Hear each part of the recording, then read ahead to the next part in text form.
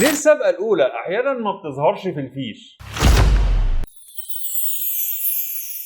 السابقة الأولى لو ما كانتش سابقة خطيرة ممكن ما تظهرش في الفيش، وده ليه أسباب هقولها لك. حتى السابقة اللي بتكون موجودة في الفيش ممكن بعد فترة زمنية معينة تعمل رد اعتبار وتشيلها من الفيش. طيب ليه ده بيحصل؟ ليه بعض الجرائم ما بتسجلش في الفيش أو ممكن تشيلها من الفيش؟ ليه ما تدناش موجودة طول العمر؟ ما تيجي نتكلم بعيدا عن القانون شوية، ما تيجي نتكلم شوية في علم النفس. شعور الشخص بالرفض من الناس اللي حواليه ده مش هيخليه شخص صالح في المجتمع، بالعكس هيزيد عناده وهيبقى عنده رغبة في الانتقام من اللي احتقروه، وده هيخليه ساخط ويتمادى في سلوكه، وده بيسموه في علم النفس الوصف. فلما توصف شخص انه سافل في ذاته وان اخلاقه مش هتتصلح ابدا، فايه اللي هيخليه يتصلح ويكون انسان كويس ما دام نظره الناس ليه مش هتتغير؟ على فكره الكلام اللي بقوله ده مش كلام اهل القانون، الكلام ده قالوا علماء النفس، وانا الكلام ده قريب في كتب علم النفس مش في كتب القانون كمان. الكلام ده خلى الحكومات تنتبه لكلام علم النفس. عشان كده الصحيفه الجنائيه اللي هي الفيش بتخلو من تدوين الجريمه الاولى